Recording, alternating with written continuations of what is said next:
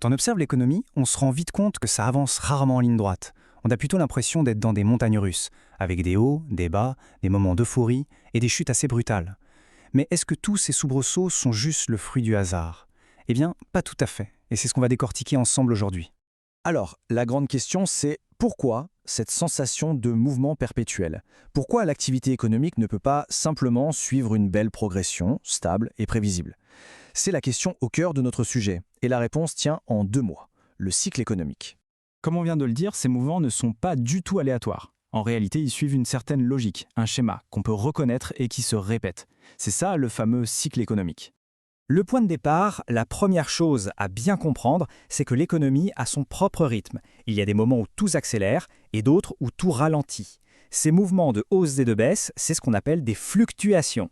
Et quand ces fluctuations s'enchaînent pour former un motif qui revient sans cesse, on parle alors de cycle économique. Le point clé ici, ce sont les mots récurrents mais non réguliers. Ça veut dire que le schéma se répète, c'est certain, mais la durée ou l'intensité de chaque phase, ça change à chaque fois.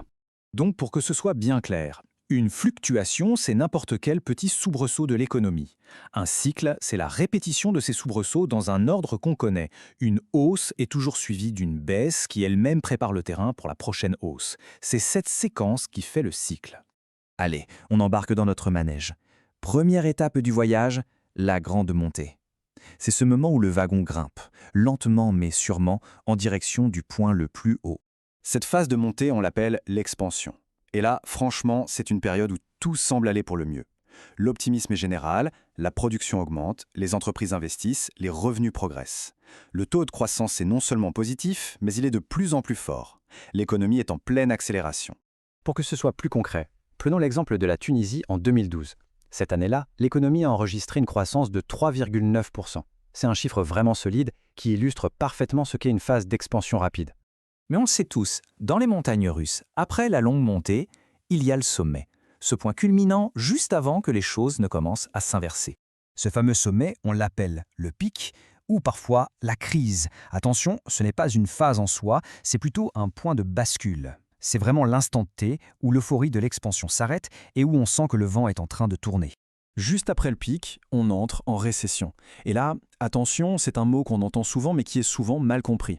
En récession, l'économie ne se contracte pas encore. Elle continue de croître, oui, mais beaucoup, beaucoup plus lentement. C'est un peu comme si le moteur économique montrait de gros signes de fatigue.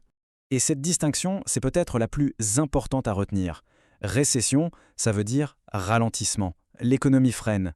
Dépression, ça veut dire contraction. Là, l'économie recule, elle fait marche arrière. La différence est absolument fondamentale. Regardons encore l'exemple tunisien. C'est très clair. En 2012, on avait plus 3,9% de croissance. En 2015, on était tombé à plus 2,4%. Vous voyez, le chiffre est toujours positif, donc l'économie a continué de créer de la richesse. Mais le rythme de cette croissance a été quasiment divisé par 2. C'est la définition parfaite d'une phase de récession. Bon, on a passé le sommet, le ralentissement s'est installé, et maintenant, c'est le moment de la grande descente. Et bien sûr, du point le plus bas, là où tout semble s'arrêter, juste avant de repartir de plus belle. Si le ralentissement de la récession s'aggrave, on peut basculer dans la dépression. Et là, les choses se corsent vraiment. L'économie ne fait plus que ralentir, elle recule, la production diminue, les revenus aussi, et le taux de croissance du PIB passe dans le rouge, il devient négatif. C'est la phase la plus redoutée du cycle, évidemment. L'année 2011 en Tunisie est un exemple frappant. Avec une croissance de moins 1,9%, l'économie ne ralentissait plus, elle se contractait. Autrement dit, la richesse nationale a diminué cette année-là. Heureusement, après la descente, on finit toujours par toucher le fond. Ce point le plus bas, c'est ce qu'on appelle le creux, ou la reprise. C'est le moment où les choses arrêtent de s'aggraver et où les conditions sont enfin réunies pour qu'un nouveau cycle d'expansion puisse démarrer. Le tour de manège est terminé, mais un autre est déjà sur le point de commencer. Alors, qu'est-ce qu'on retient de tout ça? L'idée principale, c'est que même si le parcours nous est familier, chaque tour de montagne russe économique est absolument unique. Pour résumer, le cycle se compose de 4 moments clés. On a la montée de l'expansion, le sommet du pic, la descente de la récession ou de la dépression, et enfin le point le plus bas, le creux, qui marque le début d'une nouvelle ascension. Cette phrase, elle résume tout parfaitement. Le schéma se répète, ça c'est une quasi-certitude. Mais combien de temps va durer une phase d'expansion? Quelle sera la profondeur d'une dépression? Ça varie énormément d'un cycle à l'autre. Et c'est précisément ce qui rend l'économie si difficile à prévoir. Et ça nous laisse avec une dernière question un peu vertigineuse.